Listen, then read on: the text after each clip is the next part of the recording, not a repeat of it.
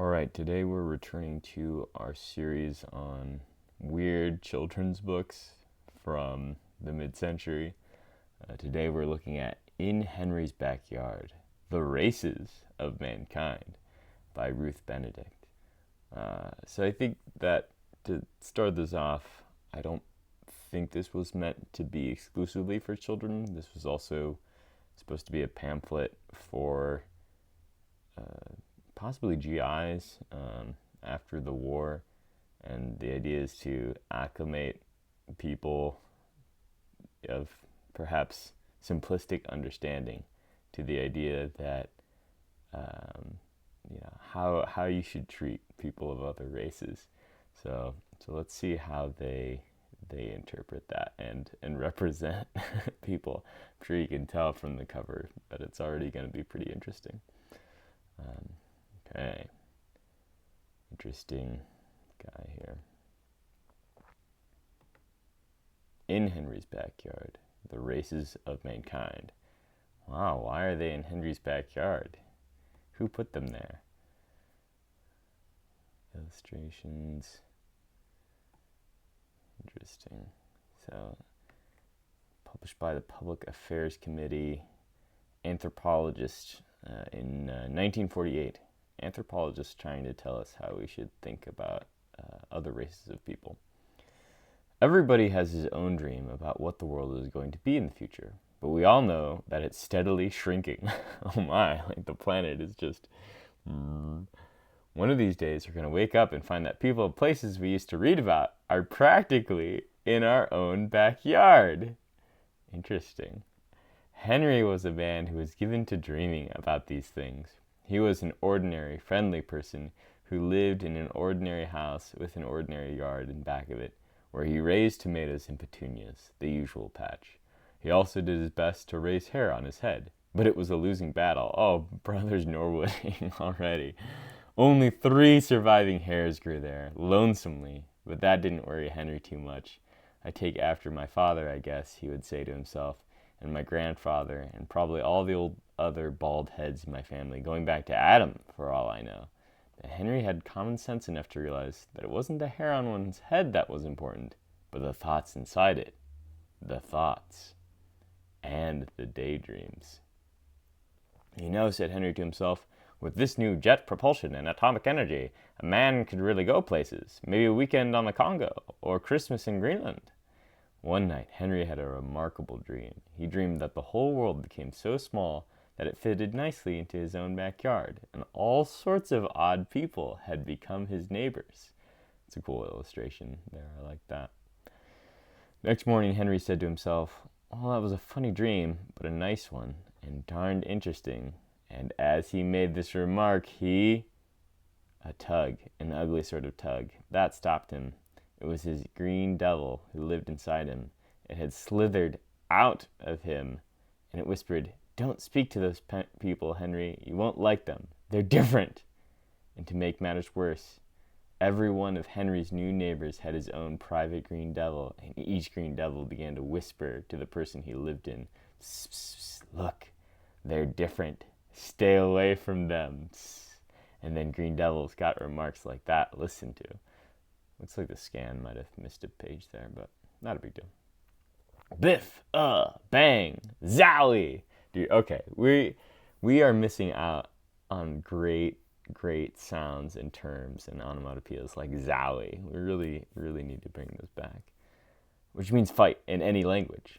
But fighting leaves you out of breath, and you begin to wonder why you're fighting. Is it because you're afraid? I just don't like them. Afraid of each other because you're different? There's no getting around it, thought Henry. We are different. Look at their colors. How do you figure that? Well, Henry, it began a long time ago. That's Eve on the left. At first. Interesting how Eve has a very sort of tasteful two-piece there, and Adam's just got the leaf going on. There were only a few people living in a small part of the world. They were tan-skinned people, not very different from each other. Very interesting. They're locating the Urheimat there in Central Asia. Got some Kazakhstan kind of stuff going on. As they spread out over the face of the earth, differences in people's skin color gradually grew more marked. Oh, interesting. So you got people slowly spreading out like bacteria, like a mold across the face of the earth. At the outer edges of the world, the extremes of skin color developed what we call the black, the white, and the yellow skin colors. But scientists know that skin color doesn't really matter, that you can't classify or judge people by their complexions. But that sort of talk annoyed Henry's green devil. "You and your science," he sneered. "Maybe skin color doesn't matter, but lots of other things do. How about brains? That's what we've got. Those others have only brute strength. There's a scientific fact for you." "I wonder," Henry mused. "I wonder, is it a fact?" "No, Henry, it is not a fact. In the first place, strong men come in all colors, and secondly," but Henry interrupted, I can believe what you say about strength, but what about brains?" "All right, Henry, if you really want to know, on the average there are small differences in brain sizes. The Eskimos have the largest average brain, and the largest brain on record belonged to an imbecile. So you see, Henry, it isn't size of the brain, it's what you can do with it. The bright ones, as well as the strong ones, come in all colors." "Yes, but," mumbled Henry, "there's something about the blood, isn't there?" "There certainly is, Henry. There are 4 different blood types, A, B, and O. But the fact is that you can find all these blood types in people of every skin color." "That's interesting," said Henry. "I remember the time when my neighbor Joe's kid brother Stanley was an awfully sick boy and needed a blood transfusion. Joe thought because he was Stanley's brother, his blood would naturally be best, but the doctor said that brother or no brother, their blood types were different, and that if he used Joe's blood, it would be goodbye Stanley. And so the doctor brought in a man whose blood matched Stanley's. This fellow was a total stranger, but his blood did the trick."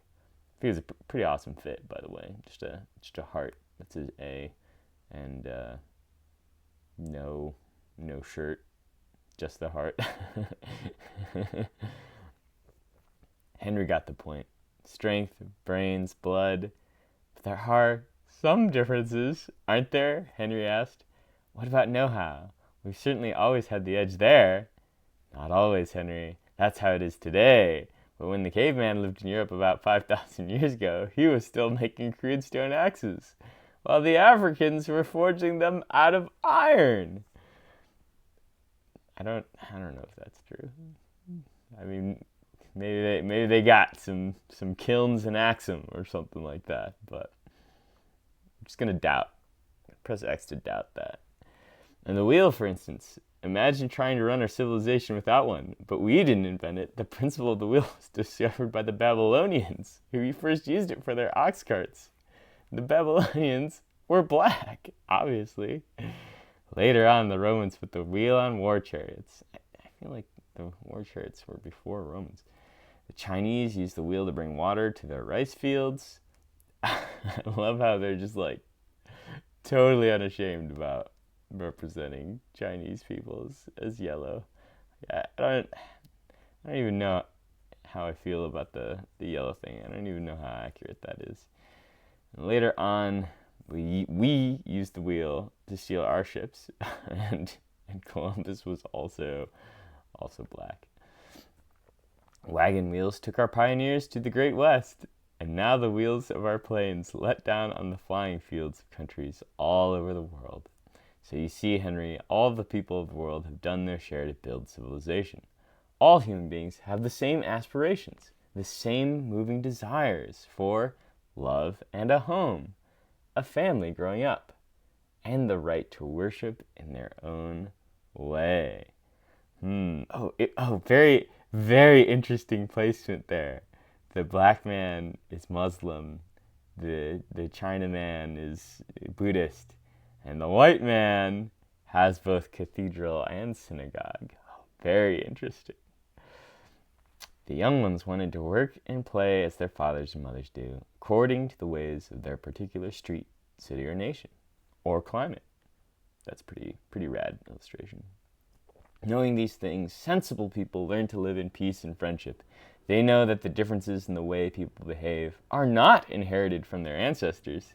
They come from something called cultural experience or environment. Sensible people stop kicking each other around and apply their boots to the seats of the ugly green devils of prejudice, stupidity, and hate. I love how these are like proto soy jack / Pepe's, already green. But Henry had one more question. Why don't all people start hitting and fighting each other right now? Well, Henry, science is beginning to understand the real reasons, to discover why we act as we do. We all know that frightened people are apt to do foolish things, and most people today are frightened of something. Some are afraid because they had an unhappy childhood. Some are afraid they'll lose their jobs or their savings. Some are afraid they'll be sick and unable to afford a doctor. Some are afraid of getting old, of being has-beens, and losing the respect of their community. And when people have these fears, they are jumpy and suspicious and too ready to take it out on the other fellow, especially a different kind of fellow. Oh, said Henry, I'm beginning to get it. We're not born haters. Our green devils of prejudice and fear grow inside us because we're worried and afraid. You're absolutely right, Henry. Take children, for instance. Nothing worries people more than to have sick children and not to be able to get them good medical care. It's only reasonable that every child, no matter where he's born, is entitled to good health, to a good start in life, and to a good school. And those who want higher education should have it, so that no matter where they were born or what the color of their skin, they'll have the chance to work together at the jobs that need to be done. Does that make sense to you, Henry? Interesting they have the Chinese guys as the doctor, but not the other races as the doctor.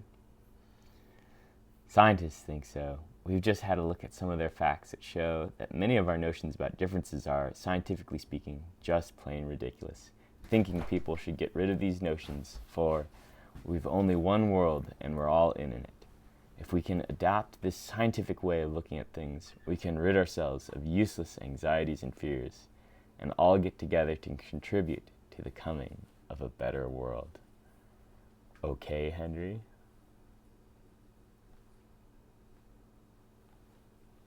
All right, I think that was a pretty interesting book.